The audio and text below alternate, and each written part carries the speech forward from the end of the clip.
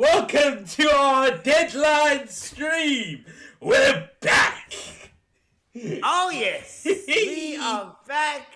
We are successful triple captainers. We are here now for just a normal, run-of-the-mill green arrow. That's all we're here for. That's all we're here for. We are here for the run-of-the-mill green arrow, Sid. So last game week was great for the both of us.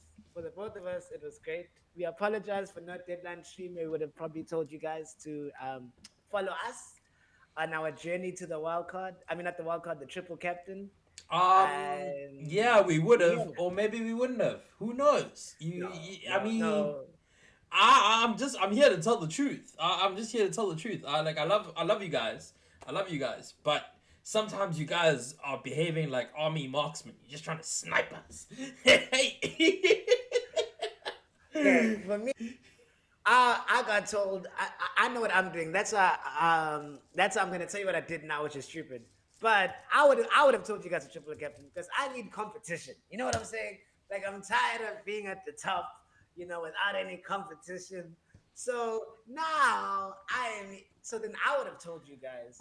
So then I did make a really stupid decision last game week where I bought in Mbuemo, which if you were on the deadline stream, Sid probably would have told me, Tibbs, this is poor decision making and stupidity. But now I've gone and done something stupid again. Like I can't. I need to. I need to stop being stupid. So I made a really stupid decision already because I know on the podcast I said I was gonna roll, but Tibbs doesn't have any butter, so he's not gonna be on a roll anytime soon. So Tibbs decided to do another transfer, which we will talk about later in the deadline stream. But let's first talk about our captaincy options for this game week because I think that's the. I mean, first let's talk about the injury crises. Sorry, yeah, let's talk about injuries. Of Gabriel might be injured. So Yeah, what that's what I was just about to go Gabriel? look. Yeah, I was just about to look yeah, at the news for Gabriel yeah, to see what's going yeah. on with my main man because that might mean I have to do a quick transfer as well. But I don't want to, but I might have to. Do you know what I Yeah, yeah. mean? So just check on that. Yeah, yeah. Because that's also one of my decisions. I don't mind because I have Mickey Van der Ven. So I'll start. So then I'll just put Gabriel on the bench and I'll start Van der Ven, which versus Leeds. He scored a goal in the Champions League. So maybe he can do a little something, something. I don't know. But I definitely feel like Gabriel.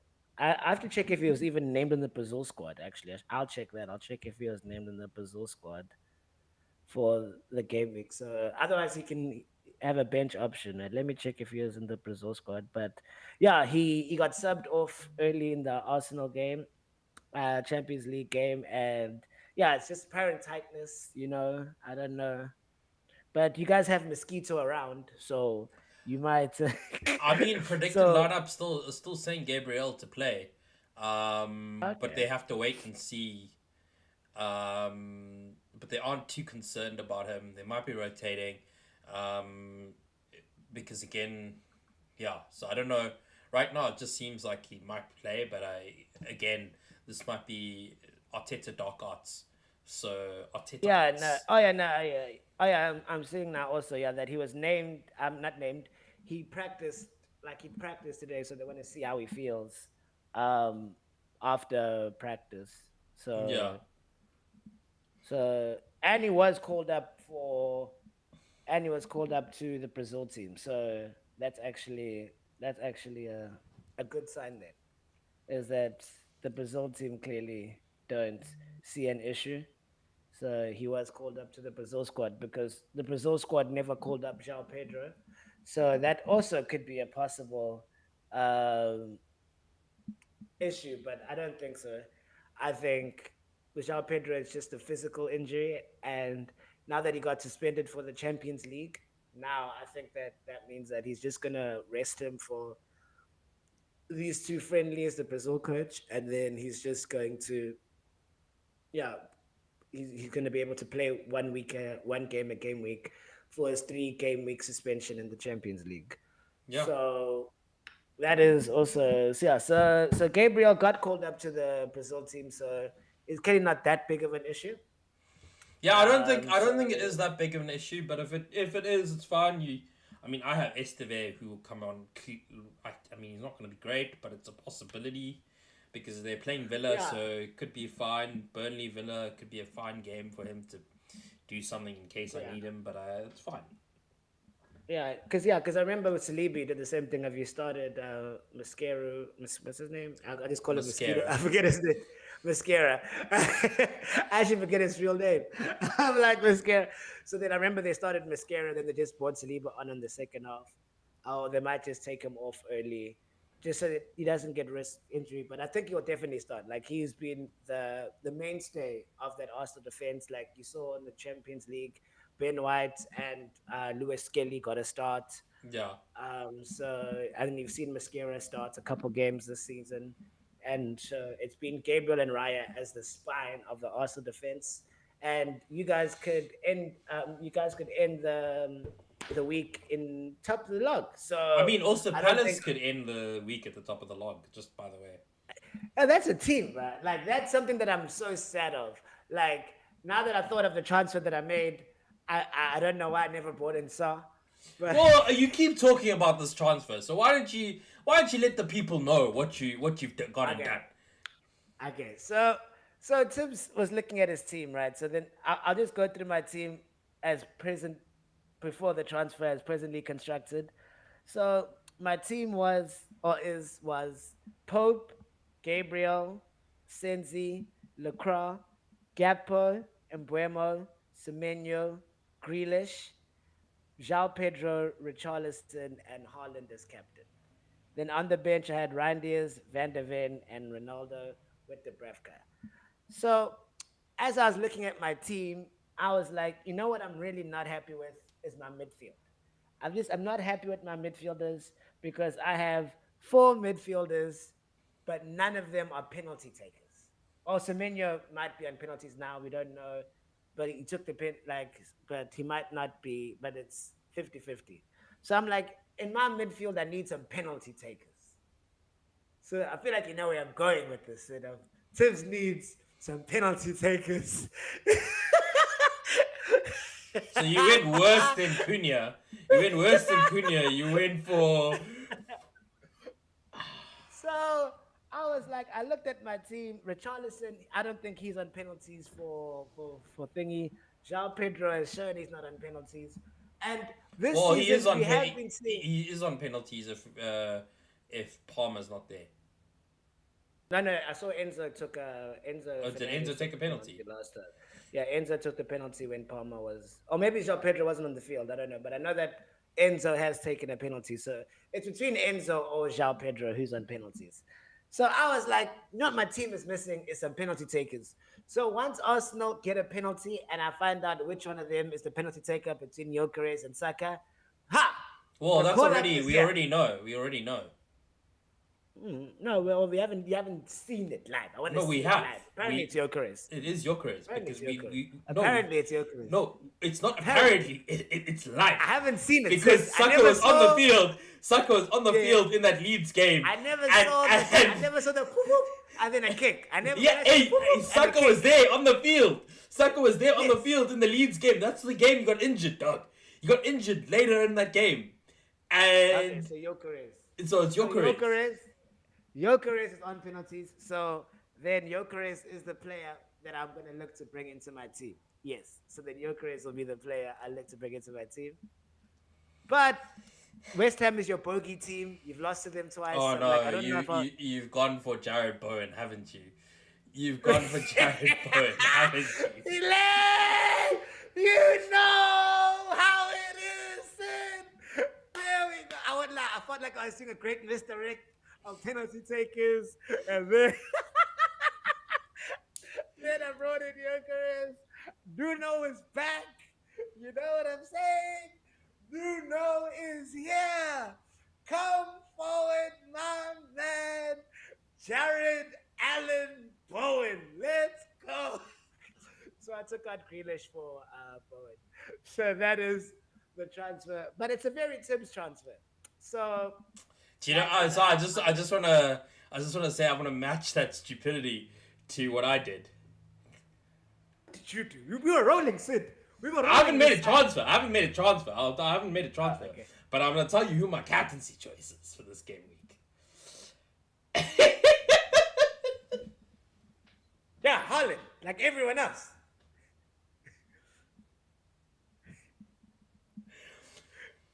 You see, it all starts with the stadium behind me. You know, there's been a 4-0, there's been a 4-1, there's been goals against a team. And I feel like this is Arsenal's time to shine, to step the authority. I'm wearing Win the Dog. There's Win the Dog. There's the Emirates Stadium. There is this badge behind me. And there is only one clear man to do the job. Because he was rested he was rested for the Champions League. That's true. Uh, Eze and Saka were arrested. and so it's time to shine. Eze coming back to the stadium, a hail in product. He wanted to be here. He phoned Mikel Arteta and he said, I am going to show you. And you know what I said? Show me. Show me the way. And I put the captaincy armband on him. No, that's fair. I think they're the second best captaincy option this game week. Like, actually, I think if Haaland hadn't scored his goals this season, I think fixture-wise, your Arsenal asset attacker is the best captaincy for this game week, to be fair. So I'm not against it. He was rested on the weekend, so you know he's going to start. And if you watched Arsenal's game last week, he was easily their best player. No, Like he he could have had a created brace so many last chances. week. He could have literally had a brace last week. So A brace and an assist. I don't hate it. I don't hate it, sis. I don't hate it. I'm not. I don't hate My it. I'm not. also my thing is because I don't know if Haaland is going to perform in the way that people are expecting him to perform. Like I don't think people realize that last week they were playing against a Burnley. This week they're playing against a Brentford, and And Brentford ran ragged over United. Not that hard, but they destroyed Man United. no, yeah, we don't count United as a measuring yardstick anymore. They're just a mid-table team. It is what it is. Yeah, Doug, we don't worry. We'll get to that part when the deadline closes. We're gonna have some serious chats about United. When the deadline closes, we're gonna have some serious chats about United because that's something I said. I said on the podcast that we're gonna talk about because it's time to talk. It's time for you are a United supporter and we need to talk, but we'll talk about it when it hits 7:30. But anyways, no, I just think that like I I don't think City have been consistent yet, and it's to consistently captain Haaland is a bit of a thing because you yourself said it this week, like which was like it made me think like wait, we're literally talking Esteve, who plays for Burnley, who scored 2 own goals for Burnley, has scored more goals in that team than any other player except for Haaland. So the threat, Doku's vibing, but like Reinders is not doing that well. Foden not doing that well. So it's just the thing is at the end of the day, the for a team that can defend, and I think that's where Brentford are pretty decent when it comes to defending and grinding out a win.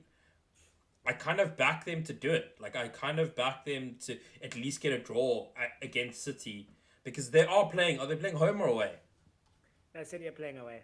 Yeah, I see. If it was at City's ground, at the Etihad, I would say maybe, but I would say more likely them. But then, I don't know. I just feel like Brentford.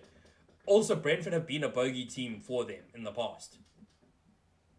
No, I fully agree with you. Like that's why I'm benching Randers today. Like he's on my bench, so I'm starting Richarlison, João Pedro, and Yeah, and Mbremo. So I'm starting nonsenses before I'm playing reindeers because because I do believe, yeah, I do believe that he's only gotten one goal and one assist in 6 games. Like as a 5.5 asset when he first started, that's fine. But Yeah. like but I don't believe in him in the way that I'm gonna start him every game. Just like you shouldn't be believing that Haaland is the obvious captaincy every game. So I don't mind that that's it is makes sense. And Haaland has returned. I think he's only blanked. I think in 2 game weeks, but that's 2 out of 6. That's so he's only getting returns every 1 and every 3 game weeks. So it's not like I mean he's blanking in 1 and every 3 game weeks, yeah. So it's not like he's scoring every single time and he's like consistent. Like so it is true. That's why I do want to look at getting another premium asset to give the other captaincy options to because I do believe that that will be the key to success. Where if you started with a Haaland and Salah draft this season, I think that you would be banging at this game week. I mean, it's this season of the games like a Salah hold almost every week. Mm. And then the 2 game weeks that Haaland never got an assist, Haaland banged. That's when when you were on Salah and I was on Haaland, and I was like, Haaland's kept the true king, and you're like, is he really? Because then Salah would come through. So I fully agree with like not.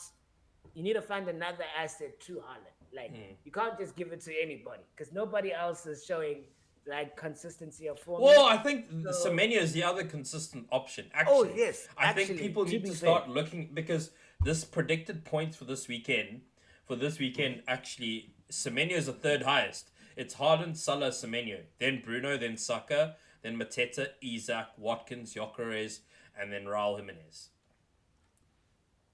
Those are Raul your him. yeah. Raul Jimenez is supposed to be up there with 4.4 though, so I wouldn't really. It's not Oh, yeah. like yeah. That's actually true. Semenyo is actually being slept on as a captaincy option because he scored a free kick, he's on penalties, and he is their most attacking outlet. Like at Bournemouth. So and Bournemouth are vibing. They're close to the top four. They're close to the top four now. So I fully agree with. Actually, yeah, I think we're sleeping on Semenyo where he should be more the captaincy of, and I think game week 9 when they play Nottingham Forest, I think and Nottingham Forest at home, I think Semenyo might be my captain that game week. Because yeah, I do think you need to differentiate from Haaland because he isn't gonna like he's not a huge if he doesn't score, he doesn't get like huge bonus points type of situation because Mm. he doesn't get a lot of touches. So Haaland is a very clinical finisher, but the problem with being a clinical finisher is that you don't get a lot of bonus points like accumulation Yeah. unless he finishes. So Haaland's only going to get you points if you finish, but like Semenyo can get you like an assist and then all the bonuses because of like the work ethic that he does for the rest of the team. So definitely Semenyo is actually a very good alternate captaincy option, but I definitely think that whichever Arsenal attacker you do have, I think that they would rival and have a better fixture than Haaland this game week. Well, So it's yeah, also the thing is like I think a lot of people are forgetting that like everybody keeps going on the train of like yeah, but Arsenal play very defensive. But I mean, there's a reason why Arsenal have are joint top on the league for the most goals scored at this point in time. Like, hmm. Well, um, you Leeds did a lot of carrying for you. I mean, The Leeds but fixture, those are the fixtures where it will carry. Like, you know what I mean? yeah, Like, that's those are fair. your Yes, fixtures where we Burnley for City. yeah. So I get what you're saying. That's what I'm Yeah, trying to say. Like, and considering the fact that like our first 6 fixtures were Newcastle where we scored 2 goals, City we scored a goal. We the only game where we've not scored a goal in this entire thing is against Liverpool. But Leeds we scored 4 or 5, I can't remember, and then yeah, United we scored 1. So yeah. I think we just need to also be real. Like you also have to look at it from that perspective of like now we're going into that point in the season where Arsenal's fixtures start to go towards the starts to goes towards the end of like where okay cool like we're gonna have the easier games maybe it'll be low blocks and stuff like that we got to play against, but also we've got a number nine, we've got an Eze, we've got like there are players there who were brought in for this very reason. So that's why I kind of feel, unlike looking at Eze play last weekend, I think he was it was I don't want to say unfair, but it was unlucky for him to not get any returns last weekend where he should have probably had like 2 or 3 goals. If Pope wasn't having the Pope game of his life, Oh yeah, uh, yeah, yeah. No, no, no. he would have had like Pope two was. goals and maybe an assist in that game. And then what? Like at that point, we you wouldn't be like people would be like, oh, Eze might actually be the option for this week. So I'm just going trying to be differential, I think, and yeah. Yeah, no, that's yeah, that's I think that's the thing of because both of us have gotten like really decent starts this season. Um, I think now is the time of we're still keeping a template, but we're trying to get ahead of certain trends and like we're starting to, like now we don't have to do a lot of catch up. So like I know for me, I'm gonna in game week 10 because then you guys have a better fixture swing from game week 10 than this one because you have Mm. West Ham now, Fulham, and then I think you play one of the big teams again soon. Wait, let me check. Yeah, you play Fulham. You play Fulham after this, Crystal Palace, and then you start. Then you get to Burnley and Sunderland's, and that's when I'm gonna jump on Arsenal. So that's why I'm gonna wait until that moment. So then I'll know exactly between Gyökeres and Saka who's the better asset, and I'll see which other Arsenal defender I want because I think I want to double up on Arsenal's defense because I think that Arsenal will have the best defense this season. So I do think that I want to double up on the defense and only have one of their premium attackers so far. So that's sort of what I'm thinking now. So that's why I said I'm going to wait for that decision, but then I can now jump on decisions that people don't have. So that's why I have Pope in goals for Newcastle's better fixtures.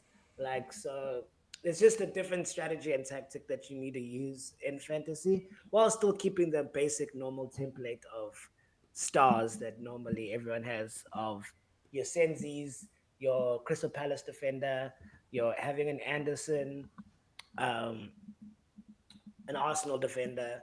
So I just think that that's how you do well in fantasy. So that's my that's my strategy going forward. And then after game week 13, I'll look to bring in back Liverpool assets because then they have a fixture swing. So that's so all of my decisions seem crazy now, which they are. I'm not gonna lie to you. And Buemo, I swear to God, I don't know why you're still here, but I made my bed and well, I expected you to do well. That's what I expected you to do well last game week, but never with that. But we're here now, so that's the correct thing. So keeping Gapo is also a thing that happened in my team.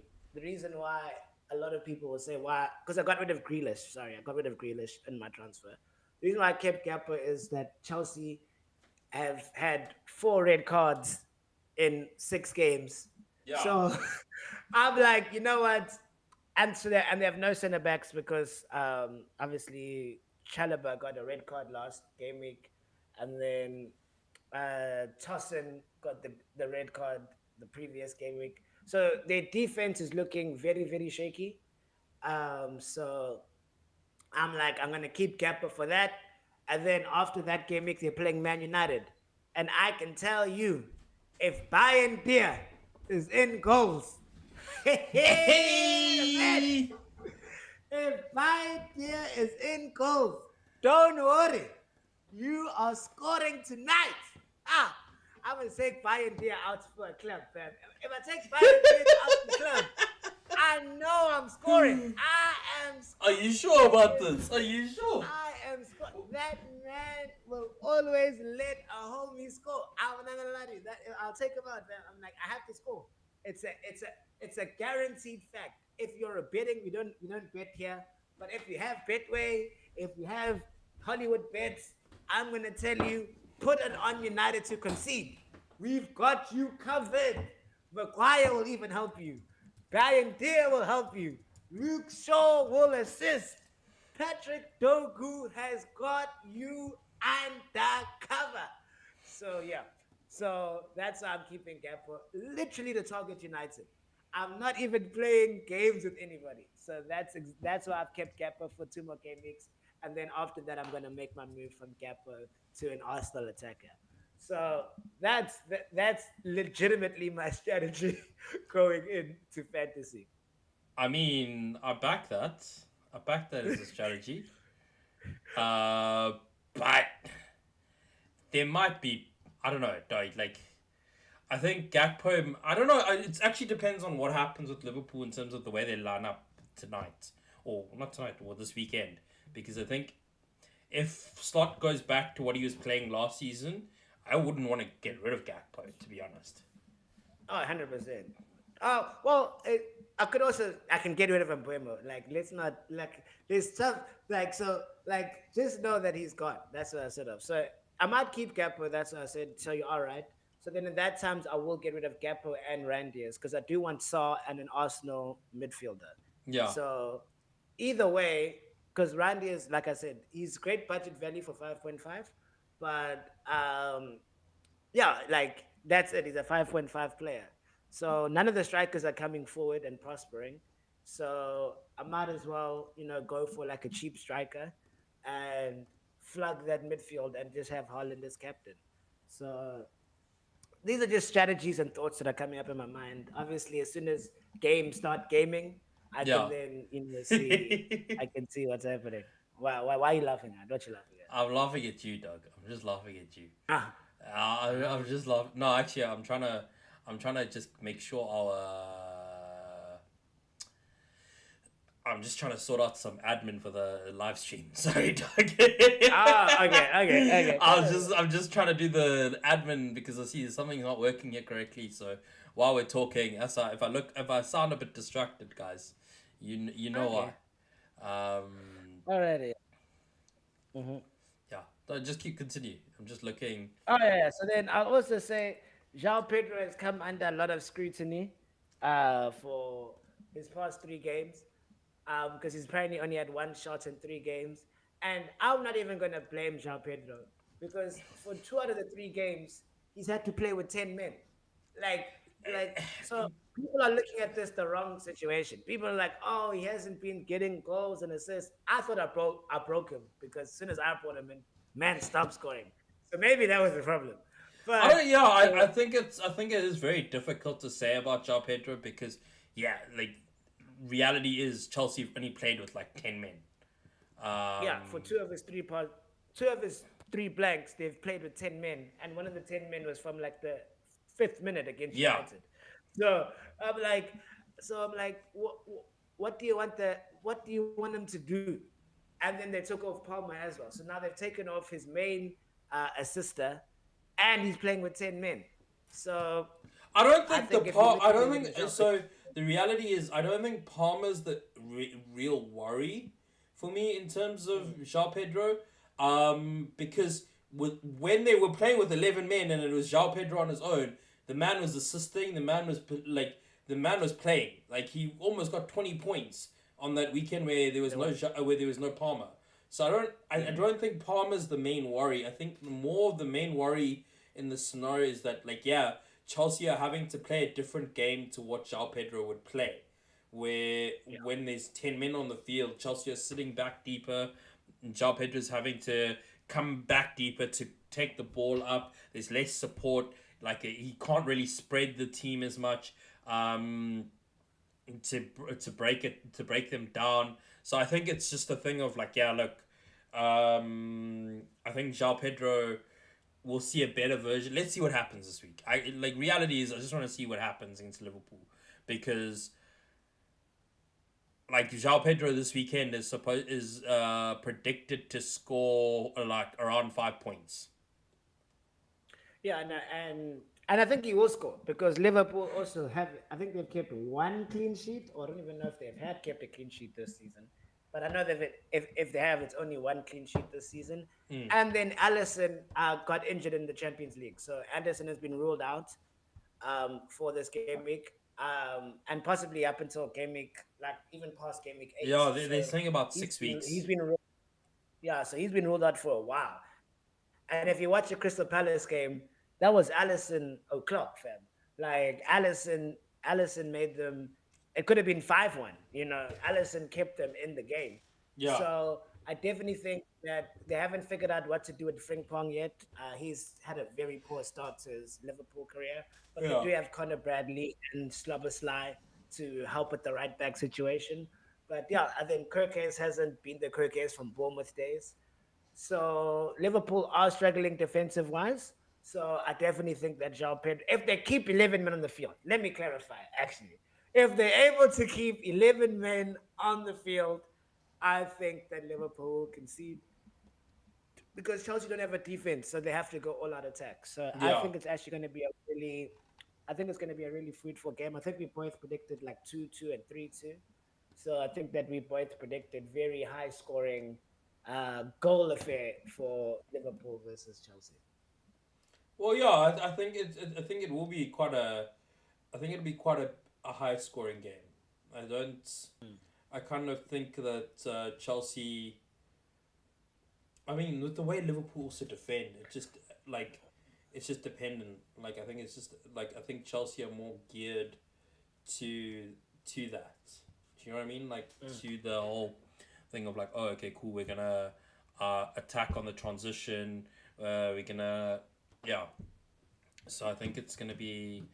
I think we have a good, interesting game that is gonna happen, and like I think at the end of the day, like, yeah, I don't know. I think all I'm trying to say, actually, guys, I'm bullshitting. All I'm trying to do here in this scenario is hope that Chelsea win so Arsenal can win, and then I'm happy this weekend. Yeah. I'm not All even said gonna lie. once. Actually, I'm sorry, guys. I'm not even gonna lie to you. I'm not gonna push an agenda or whatever, whatever. Pretend to come up with the whole fact to make you guys believe. I'm trying to believe for a different reason. This is FPL Diamond Dogs. We talk about football, but we also have our feelings of football. You know, football and Yeah. fantasy football. And I'm just here thinking, I want Chelsea to win. I'm wearing a little bit of blue even today, just to like master. Help the cause. I'm trying to master. I'm trying. Like, and so, yeah. And I think João Pedro, when you're looking at it as an FPL asset, I think he's doing the right things for what he costs.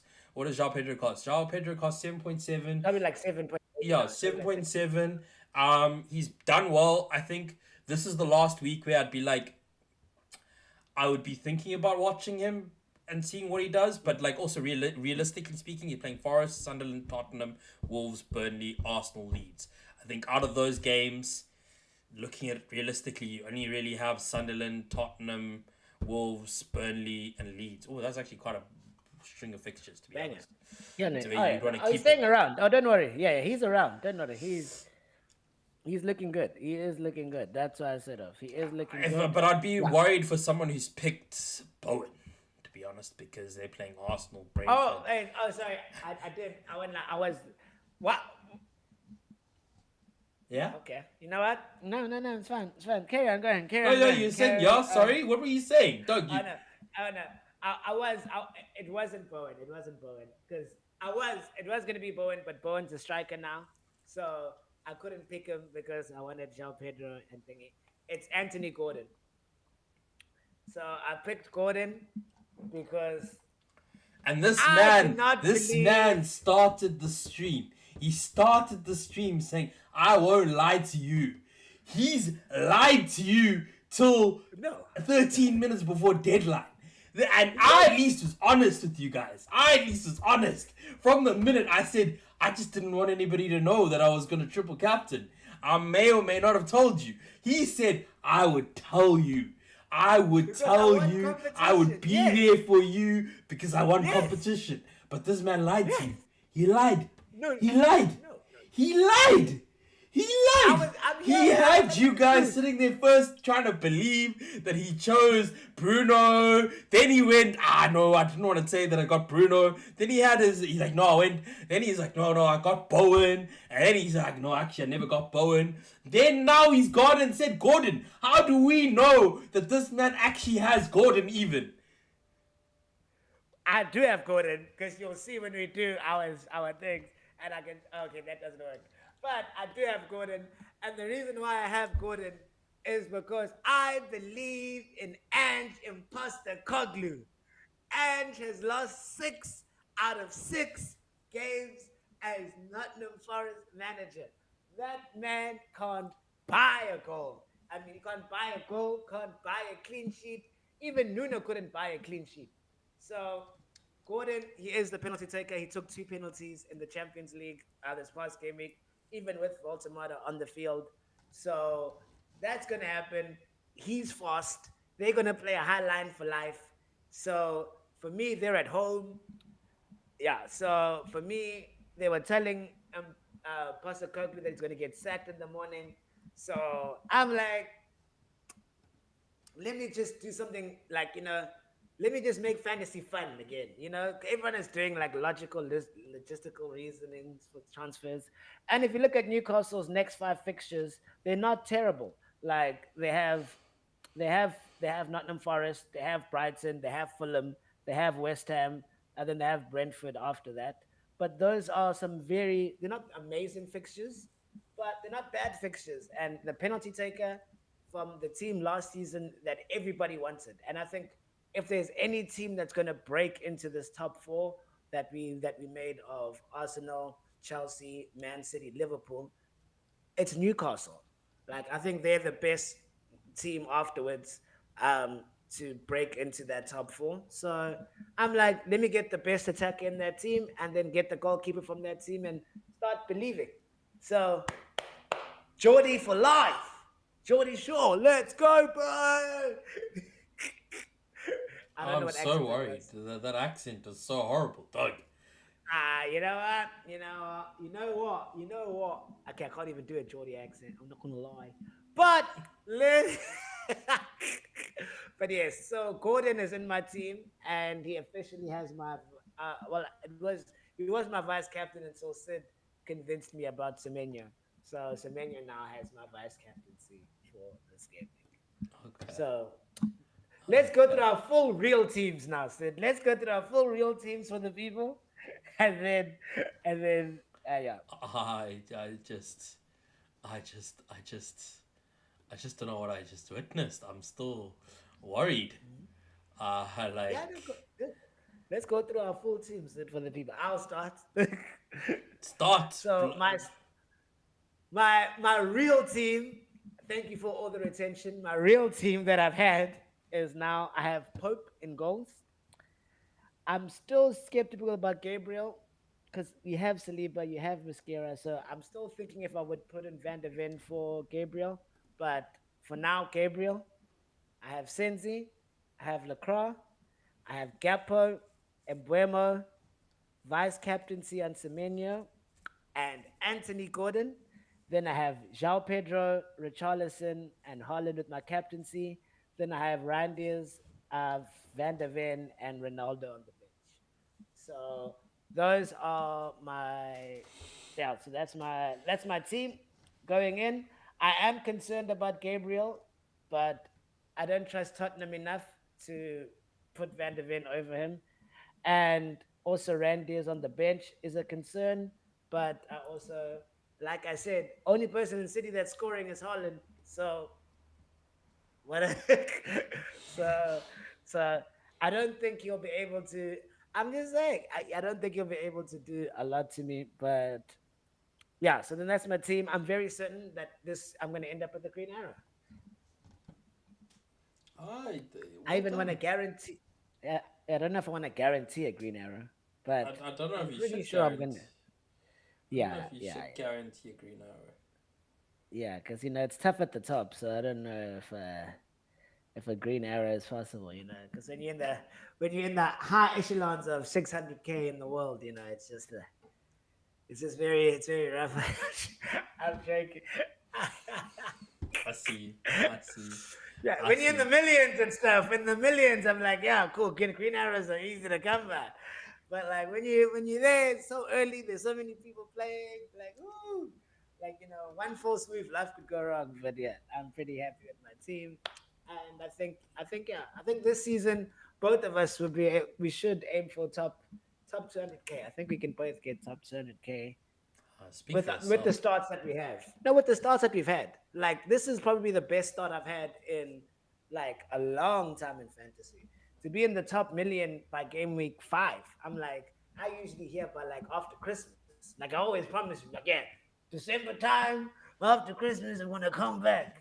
That's so. That's what I always say every year. So now I'm actually started well. So I think this year will be my highest fantasy finish of all time. You heard it here first. Okay. Yes, what your team said I before the was deadline stream. the deadline streams in the end soon. So Yeah, I'm yeah. just trying to decide if I should get rid of Dewsbury Hall right now, because I don't know if in case Gabriel doesn't play, and then on top of that, because okay, so right now as it stands, my team would be uh, Creepy Junior as a striker, but I don't know if he'll Okay. play or don't play. I don't know if he will play or not play. Yeah. That's the problem. Yeah, he comes with the bench. Yeah, yeah. He hasn't Yeah. started yet this season, I think. And then Haaland, then João Pedro, Salah, Semenyo, Reinders, Eze, Anderson, Gabriel, Pedro Porro, and Sals. That's my team right now. Captaincy on Eze, vice captaincy on Semenyo. Um,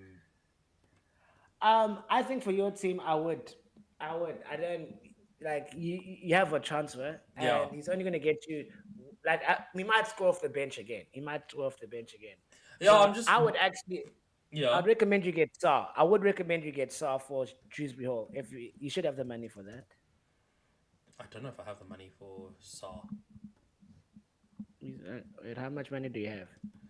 I have about five. Well, then you have the money for Saw. Oh, 0.5. No, no, I Yeah, have you don't have. 5 mil, Yeah, yeah. Yeah. Oh, then yeah, you're afford Saw. Saw is only 6.4, my guy. 6.4. Yeah, Saw is 6.4. If I only have five, how am I gonna afford a 6.4 midfielder? Oh no! Oh, you've sold. Oh, if you sell Shrewsbury Hall, oh, you only have five. Yes, Oh, yes, okay. yes, yes, yes, yes, yes. Oh, sorry. I, It's I thought you had five without Shrewsbury Hall. no, no, no, Okay, no, yeah. no, Then, no, no, hey, no, then, no. So I'm thinking then you about can look at your boy Xhaka. yeah, I'm thinking about Hey, get Jaka. United. I think Yeah, Xhaka. it Get could be a Xhaka. vibe against United actually. So Hey, right. I can I tell think you. I just need to do I can it. guarantee you. Yeah, yeah. You must do it now because you have 4 minutes. Yeah, I'm just sort of you prem.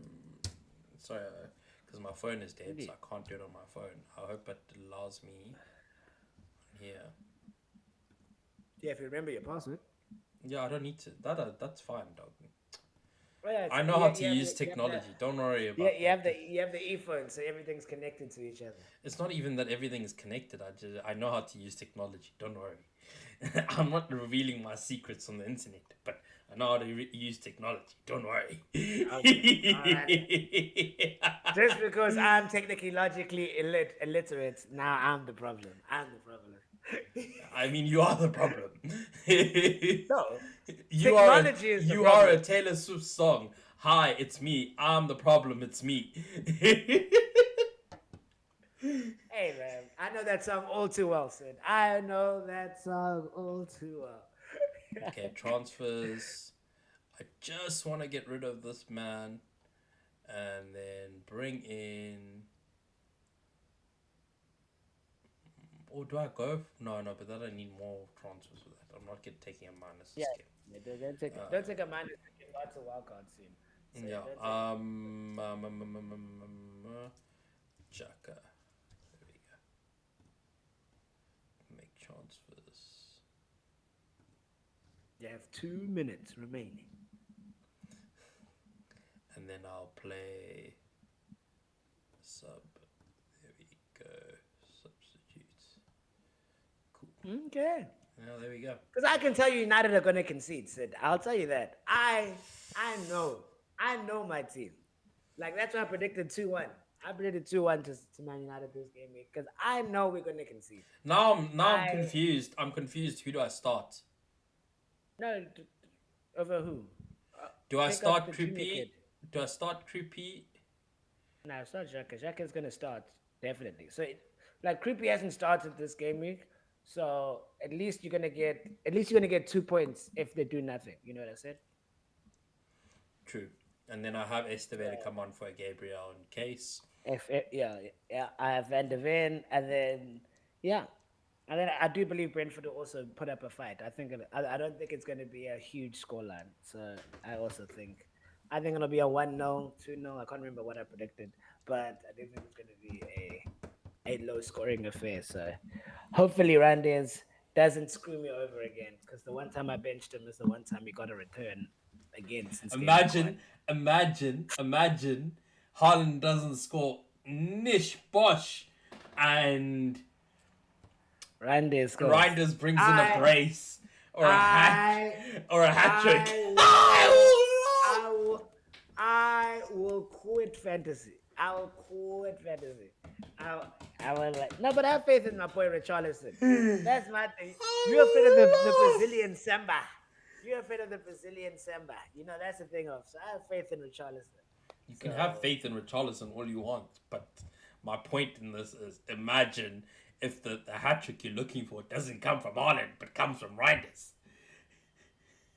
well, he's in my draft team. So Well, and one minute, then one minute, one minute, so one minute, one yeah, minute. 1 minute remaining. So captaincies, is it be Holland, your Arsenal attacker, or Semenyo? I think that those are your three best captaincy options. Is Holland, your Arsenal attacker, and then Semenyo in third. Decide which ones you guys want, and good luck for this game week. Let's all get green arrows and Gordon exposing and pasta Coglu. Let's go! I'm ready, Doug. But the real Well, conversation then needs to start. yeah. So the deadline is now officially passed. So The Sid now wants deadline's to talk officially about the real. passed, but now let's talk. Let's really talk, Doug. Yes. Let's talk, Sid. Let's talk about your team, Man United, yes. Manchester United. What do you Sir. think's going Yes. on here, my guy? So, yeah, Sid and I had this huge debate, where I was like, you know what? Let me go for a Glasner, even like an Areola again, because this Champions League where Man United weren't a part of was actually really rough watching as a Man United supporter, because four of our former players all were man of the match in their Champions League games. So Elanga, Hoyland, wait, Alanga, Lenka, Hoyland, Hoyland. Rashford, and then Sabitzer. All four Man United players that we deemed not good enough to be a part of us were now playing midweek where we are at home. We are at home chilling. And not only playing on the midweek, but are catapulting their teams to success. So I was discussing this with my other Man United fan, and I'm like, because then Kevin De Bruyne said, "Hey, Hoyland reminds him a lot of Haaland," and I'm like, "Wait, what Haaland are we talking about?" Because Kevin played with both. You know what I'm saying? Because Kevin assisted both. Kevin assisted both of these fools. And both of Hoyland's goals were assisted by De Bruyne. And the one thing I will say about Man United is that it's like what we say about Haaland is Haaland does nothing except he can score. Yeah. So with us with Hoyland, we're expecting him to do like what João Pedro can do. Of oh Yeah, cool, I but can drop back, I can distribute, I can help. And the issue is we are not selecting the correct player profile. Like the players that we are buying, we're not giving them a chance to succeed. well, Because I think, if but I also yeah, this goes back to what I was saying to you earlier. It goes back to what I was saying to you earlier, where I agree with you that you guys are not giving anybody time. It's like you guys are hanging on to this pedestal that is Fergie, and like the years that we're that a serious team. Yeah. yeah, the years that you were serious, the years you were competing, and you're hanging onto this pedestal, and you're like, guys, but like, why in a year are we not doing well? But it's like even now, Amarim, you've not even given him a year to say you before saying you're out. All you said to him all you've said to him is, okay, well, yeah, we gave you 1.5 transfer windows. I'm gonna say 1.5 because the reality of the summer transfer window was that you had to sell players. You had to get rid of True. the dead wood that you guys deem as dead wood. And like the reality is he's not even had enough time to like build the team, to play with the team. I agree with you. He might not be the manager. I'm not. I've got no. I'm not disagreeing with the fact that like he might not be good enough, or he might not be, but he should be good enough to at least keep you guys at a mid-table team. A mid-table team. Like reality is, any of these managers should be good enough to make sure you guys are cementing yourself as like a 10 or like 6 to 10, giving you that place Yeah, in between 6 and 10. But like, yeah, how do you realistically know a manager can keep you at a 6 to 10 if you're not giving him a full season? Because you haven't given a man like the only like yes you gave Ten Hag a full season, and okay, fair enough, you gave Ten Hag the full season and everything, and you tried with Ten Hag. That's fine. You tried. But then there's also other problems in the background with United. So I feel like there's no sense in sacking managers, paying the money to sack, because it's not like you get it, you're sacking a manager and it's free to sack a manager and it's free to hire a new manager. This is not like you guys are paying them good money to go lie on the beach. Like I'd love to be United manager just for like, even if you guys are gonna get rid of me in like 20 to 30 days, dog, I'm living. This is like I can go live on a beach for the rest of my life from just being a manager at United, because hey, I'm gonna get sacked either way. So like, rather it's just like I just think, and I've talked to a few United supporters where it's like, actually I also think they also think like, why are we trying to get rid of another manager? Yes, he might not be the right manager, but maybe this is the time that you sit down and you start to get rid of some of the squad. You start to like fix things internally. You start to plan for a vision, for a future vision of a team. Like giving yeah, yourselves like 6 seasons, in like 5 or 6 seasons, we need to be here, where we actually start to look at a real manager, or a 3 seasons even, like where we can look at a real manager and be like, in 3 seasons, this is like, and this is where you need like a sporting director to be like, well, United needs to play like this, counter-attacking football, like this, this. So Amarim, this is the way you need to build this team to go forward. And like Amarim, you don't have a say in which players you want or whatever, but you're here to coach the team to the best of your ability to get to 2 seasons in, because his contract is not even that long. It's 3 seasons. yeah, It's 2 or 3 year 3 seasons, contract. yeah. So rather let him, because you guys are never gonna get relegated. My point is, you guys. Like, I know we want to banter United and say, oh yeah, it'll be so funny to watch them get relegated, but you guys can't, like, I Yeah, think the skill in your team is too good to get relegated. You can always fight a relegation battle, but at least that's giving your team time to rebuild and to find a way to find a future. So I don't know, if you sack this manager, it just means you're going back. Like, now the new manager will come in halfway through the season or whatever way through the season, like the same as last year. He's going to complain about the same things of, oh, I didn't get a transfer window. Oh, I didn't get any time to train these guys. I didn't get a preseason. I didn't get what I wanted. And then you're gonna go through the season trying to play catch up. The fans are gonna get disillusioned and disenchanted and like with the manager. So by the end of the season, they're already like, oh, he's not the man. And then you're gonna start the next season. You're gonna have maybe 4 or 5 games where it's not going the way you guys wanted to go, and then you're back at the same place. But the problem is, you spent 300 million to get to the same place where you were last time. Why not? If you're gonna sack Amram, at least sack him at the end of the season. Do you know what I mean? Like, at least no, give no, no. a new manager time to have a preseason, to come in, you start looking now. Even if you're going for like a Southgate, you can go like, okay, we're gonna go for a Southgate. No, dog. Like, I'm just putting a name out here. I'm just putting a name out I here. get you, I get you, I Like, get you.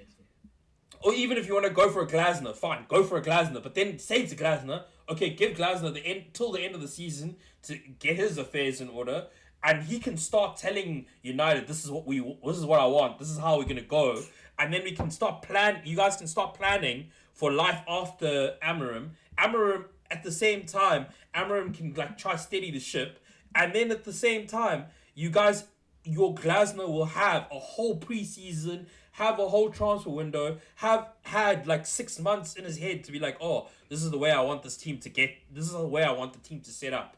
And then by the time you get to next year's August, when the season starts, you're not chasing tails.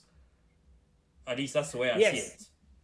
Okay, so that is the most logical thing that we should do. That is actually like I know I was saying, oh, Amran out, like I was doing it for Benta, but in my honest opinion, it's like what I would have said is when we signed Amarin, what goals do we have? So let's start there. It's like you said of what goals do you want to have as a team, which is what we are saying of. So the way that Amarin plays his football, like if you watch Man United, to be fair, we actually like he's not a boring watch, like at all. Like there is movement. It's just that the problem is we're so stuck in the system that when something goes wrong, like a misplayed pass, oh, then we're at shambles. So then like we have to work on recovery and decision making. But that's a whole other issue. So clearly now we want to play a possession based football that revolves around rotating players. That's why you'll see like all the wing backs sometimes then can come back into the midfield, and then the number 10s drop back and they're running behind. That's when like you see your Bremos staying out one the wing, Cunha runs in behind the striker. So there's clearly a form and a way that we're trying to play. So I'm like, all right, cool. That's the way that Man United should want to play. That's why we signed Yeah, Amaran over Ten Hag, over the counter-attacking football. So now we have decided that that's the way we want to play. Fine. Now we have to identify player profiles, and this is what you said of. Then in that player profile, Bruno Fernandes doesn't work as yeah, the midfielder. So then you have to make a decision now. Then you have to be like, cool, Bruno doesn't suit the system unless he plays as a 10. And even as a 10, he doesn't suit the system because he doesn't run in behind like Cunha does, and he doesn't hug the touchline and spread the wings so that the wing backs can cut in and do the inside forward way. So then Bruno is redundant in this team then. So then let Bruno go. Is now I'm willing to accept that. So now, like you said, of we need to start doing this pragmatically. Of that's the football we want to play. So then, even if we're going to get a new manager, that's why I said we can't go to Southgate because he plays a completely different type of style to that type of football. We've brought players in that play this style. So what all I'm saying is I fully agree with you. Of we actually, no matter who we bring in, nothing's going to change.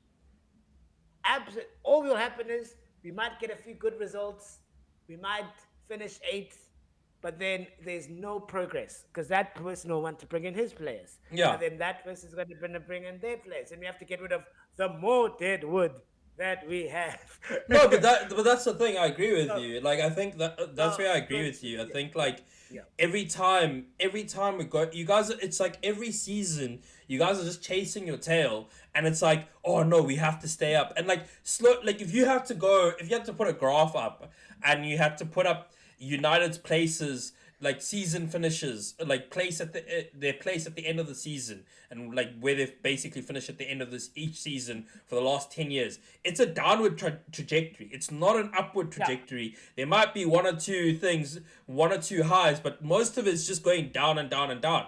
So like at the end of the day, it just feels from the word, like if you even look at Amarim's like rhetoric with the moment he came in last year, he was like, I'm not going to get a lot of time at this club. The club deserves, the club expects, has these high expectations, and yeah, like they want me challenging soon. I don't get the luxury of 5 years to rebuild. And but then why, like my thing is, why do the fans, like it's a thing of, I think it's also becomes a thing of like, why are the fans not just saying, okay guys, let's take some pressure off for a second, let's actually look around at where we are and just be like, okay cool guys, yes it's shit that we're not behaving like that Fergie team, you know what I mean, like the way we would have behaved under Fergie, but the reality is Fergie's gone. It happened years now.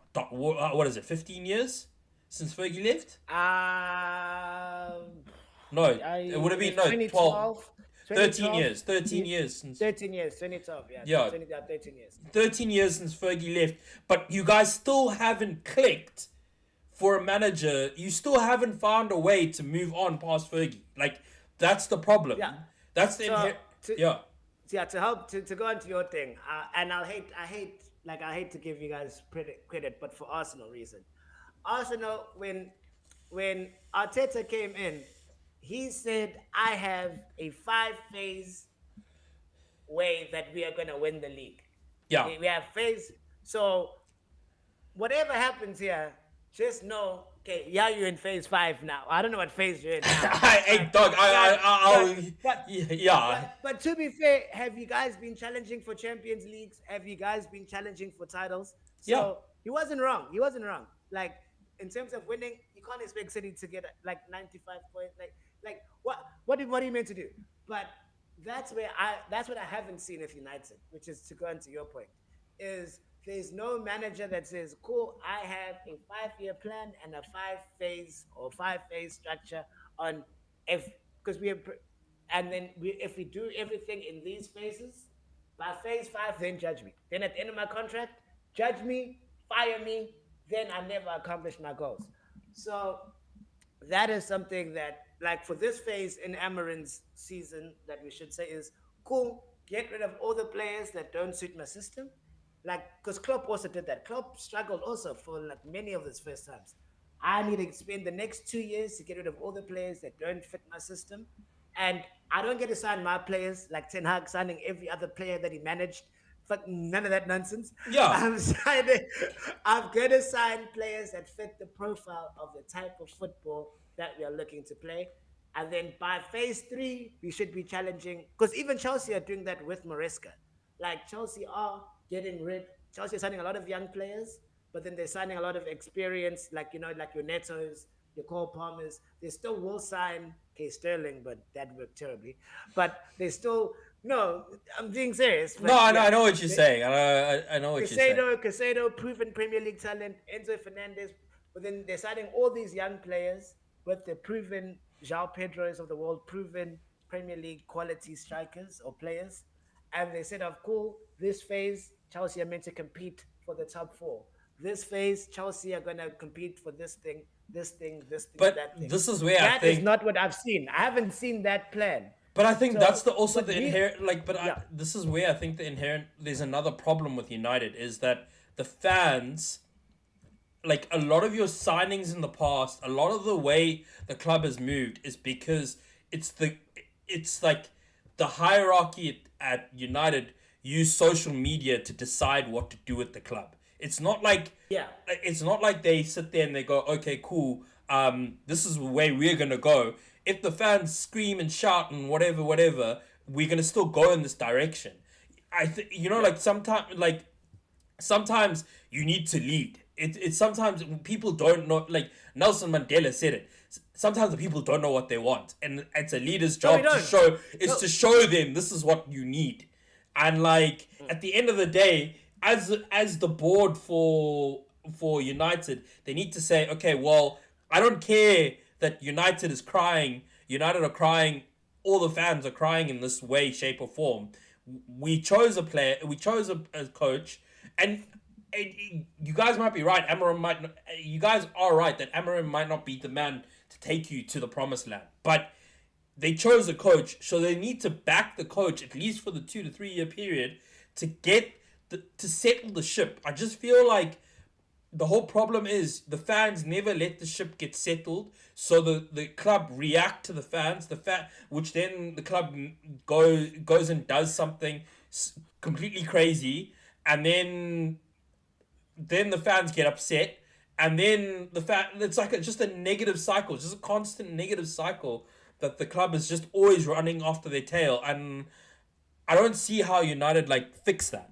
And like if you look at like even when you look at like the smaller teams like Palace, you look at like Brighton, you look at like Brentford, you look at Bournemouth, Bournemouth, Forest, Newcastle. Newcastle, all of these guys, like Newcastle is actually a prime example where they chose Eddie Howe, and Eddie Howe has been that man. They've not like they've had horrible. They've done consistently well, but they've had Eddie. Like there's been seasons where Eddie Howe has underperformed in what the fans' eyes Yeah, would be. But like they've 100%. chosen one man and they said this is our man. We don't care. He's gonna take us forward, and it might be wrong or right, but it's still a consensus, and it's like okay, cool. We're gonna back you to the full tilt of what we can do.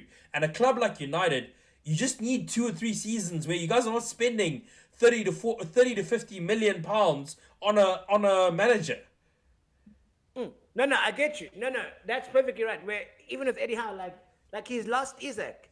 Isaac was probably in the past 3 seasons been like the best Premier League striker, like at least top three best Premier League strikers.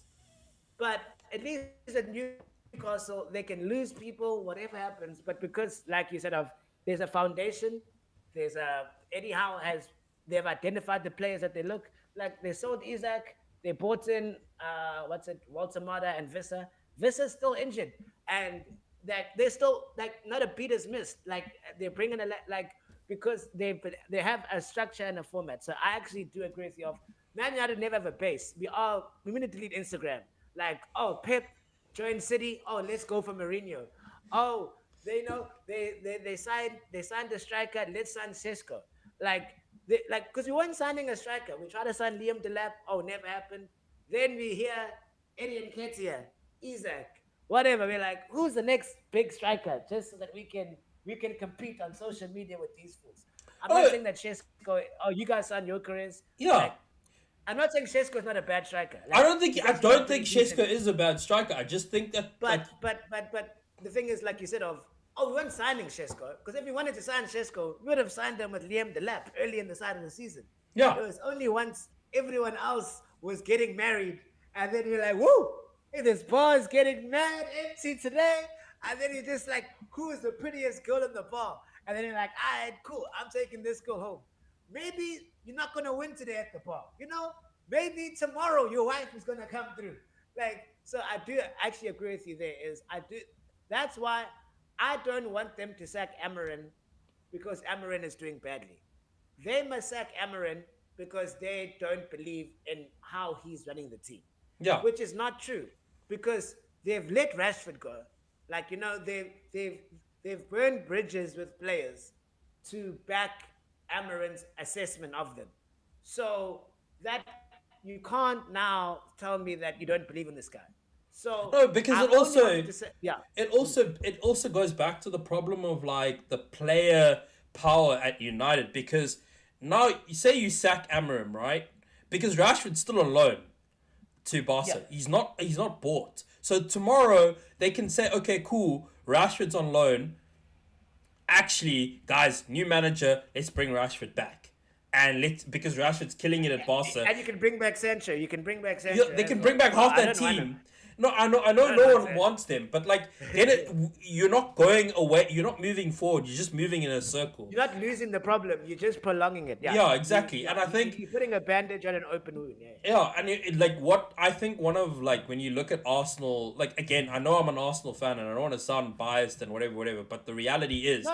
I I gave you think guys plaudits. I gave you guys plaudits. Yeah. I think like when you look at Arsenal and when Arteta came in and you look at Aubameyang, I think is the biggest like turning point for Arsenal when Arteta was like, actually, dog, like you're doing nonsense here. I know he is good. Like look at him playing for Monaco right now. He's doing bits. Like it is Monaco he's playing for, right? Yeah, Yeah. playing for Yeah. He Monaco. moved. Yeah. But he went to a different club before. Then he's Yeah, at Monaco now. yeah, he's at Monaco now, and he's doing bits at Monaco. But my thing is, at the end of the day, Arteta was just like, you know what? Thank you, cancel contract, goodbye. And I think United needs a lot of that. Like, okay, I think United needs a lot of that type of energy for a lot of their players because, yeah, okay, cool.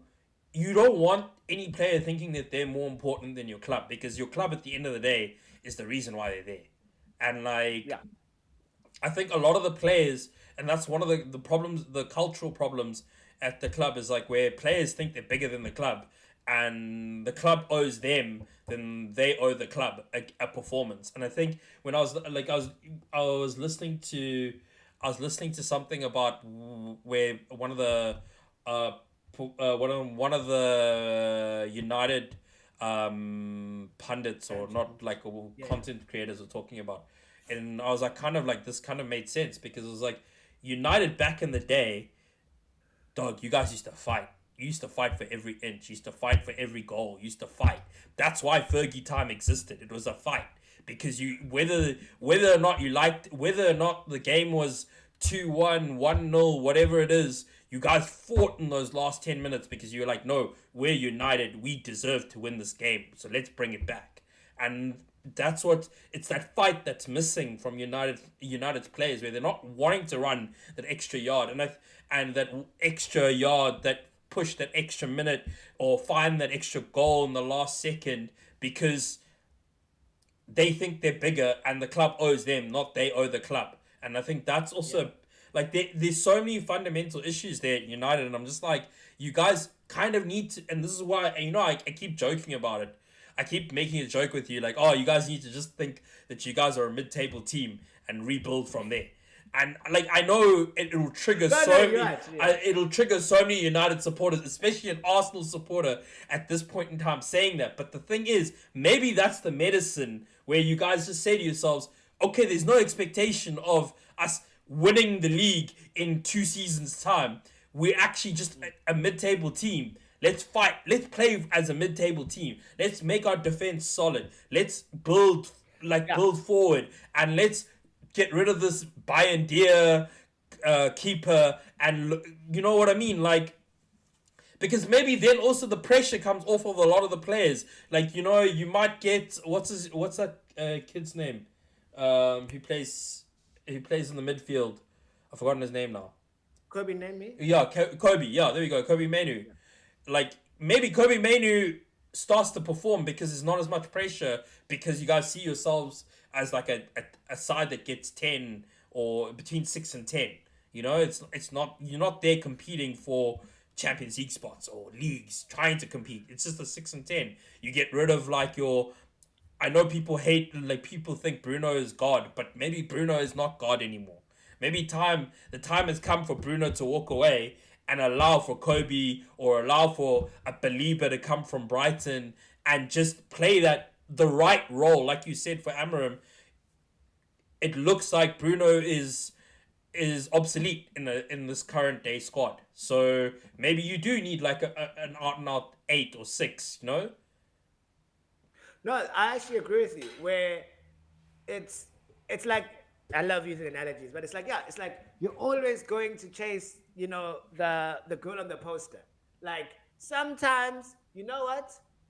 Get your money right. Why don't you get a haircut? Why don't you like dress up? Why don't you work hard? And then maybe that girl will then go for you. Yeah, So we keep chasing something that's unrealistic. Like Man City have, for Pep, for 3 years they trained to get Pep, bruh. They got his kids to school, they got him a house, they changed the training facilities, they never spent any money in the transfer window for 2 years so that they'll be able to give Pep money. Arsenal and your phase five programs. Chelsea now developing a phase program of bringing in youngsters while bringing in Premier League experience, while even using a young manager in terms of, so that the manager is not under pressure. yeah. So that, like, so Liverpool, like Klopp struggled. Slot, they said, Slot, your first job is to manage what Pep brought. That's what you had to do. You mean Whatever what Klopp Pep did, bought? Klopp bought. I mean, yeah, yeah, yeah, yeah. Slot, whatever, we're not giving you any money. You have a season to work with what Klopp has, and then you're gonna you're gonna wait that year, not spend any money, so that in the next year you can then buy your players, and then you can start using your philosophy.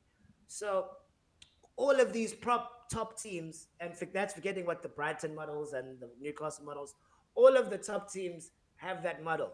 We are like, we were great once. That's like, I was good in high school. So all we're trying to do, no, I'm being serious. I was good in high school as well. All of we that's but all that's all we have. All we have is our first team cap from high school, and we're like, you know what? I could have gone pro. I could have gone pro, and that's all we're doing is we're trying to chase like you said, the Ferguson glory, whatever. And I do think that actually you have opened my mind up about the situation of, yeah, I think let's start by having a good back four, or five, or whatever we're doing. Let's be resolute at the back. Arsenal can win, like, because that's what we're gonna need. Man City at the end of every season, everyone knows from January they're 1-0ers. There's none of this free flowing football. There's none of this nonsense. It's getting resolute at the back. So I think we should do that. Resolute at the back. We have our front three. Like, we spend our money on our front three this season. So up front is sorted. for like, and they're all young, they're all under 26. So like they're there for the next 4 years. So then the next thing we should do is, like you said, of get this Bayern Dia nuns. Oh Nana and Bayern Dia, this playing from the back, great football. Get a keeper that can stop the fucking ball. Let's start there. You know, that's what you guys did. You guys tried Ramsdale playing from the back, electric. You're like, nah, fuck all of that shit. Let's just get somebody that can save the ball and also maybe be good at his feet. So I definitely think that that is a correct way of, let's start there. Keeper that can stop the ball. Done.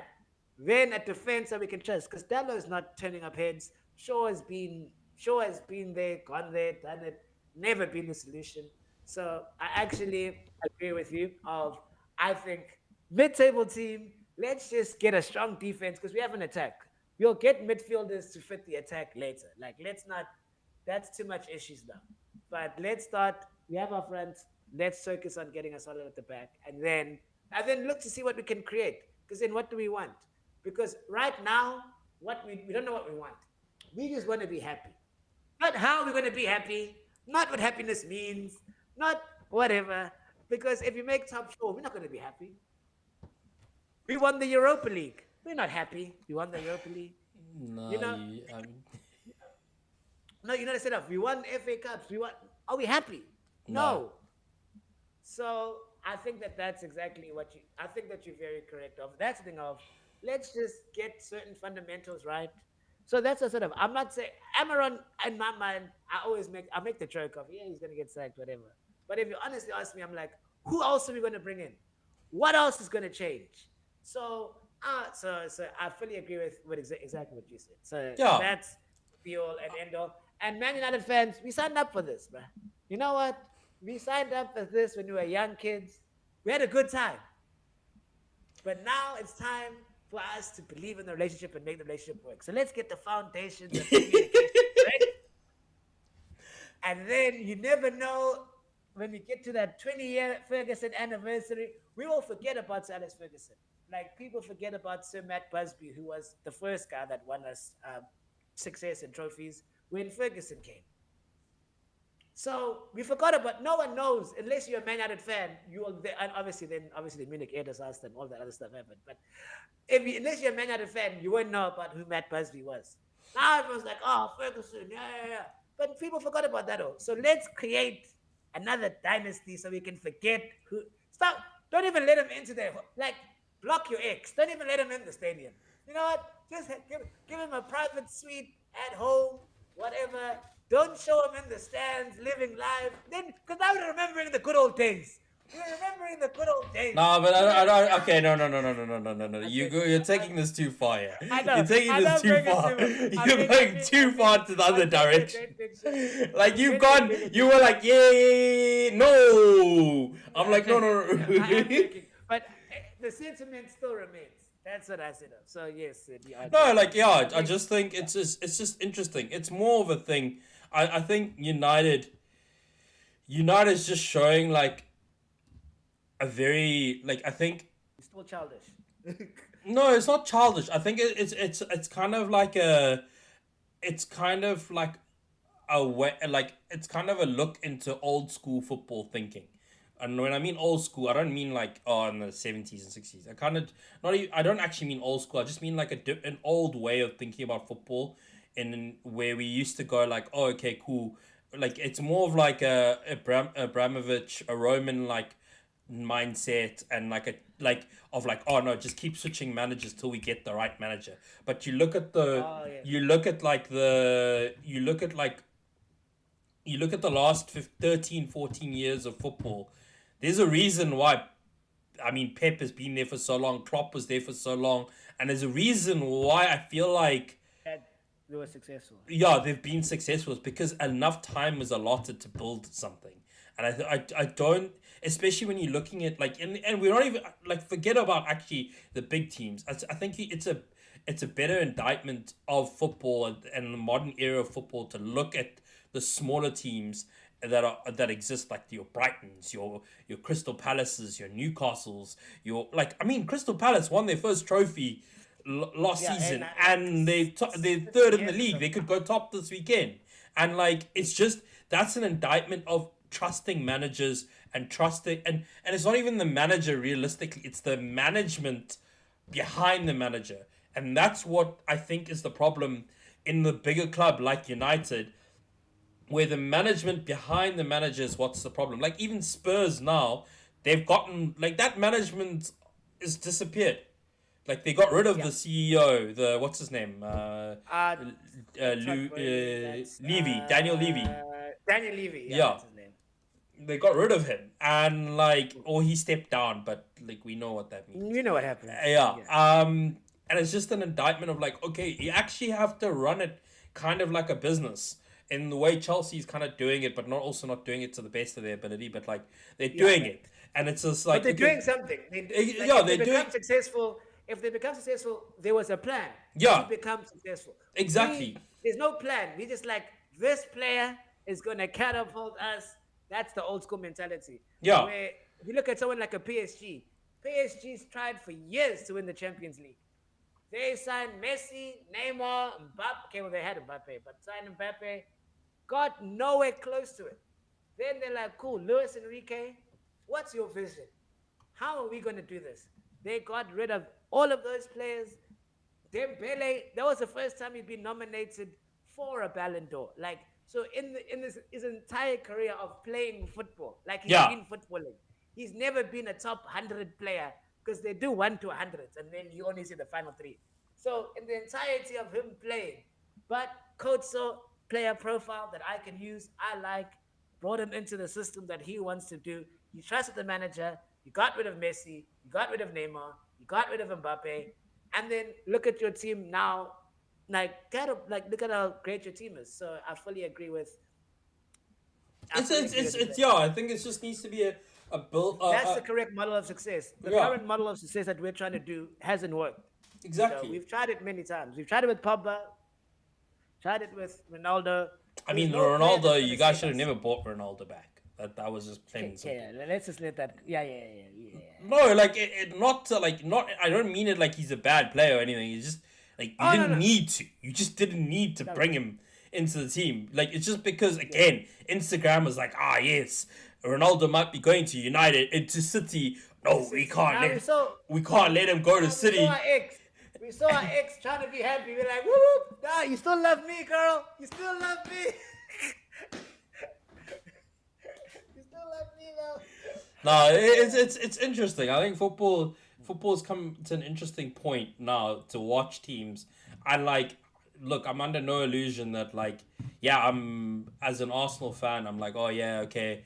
I'm looking at it from a different lens. But like I kind of want to just see I like the fact that all the other like the smaller teams have gotten so competitive. But I want to see. I genuinely want to see United be competitive again. I want to add a United asset into my FPL team because I I have one, want. Sid. I have one. Yeah, I What do know. you mean? I'm vibing with one. Sid, come on. You can do it, Sid. Just roll with me. Nah, nah. I want a genuine asset. Like I want a genuine asset where I'm like, oh, I have to watch the United game now, and I have to feel it's got me feeling some kind of way, like I'm cheating on my girlfriend, and I'm like, but I don't want to be cheating on my girlfriend, but like, yo, this place is nice though. Hey, man. I don't know, man.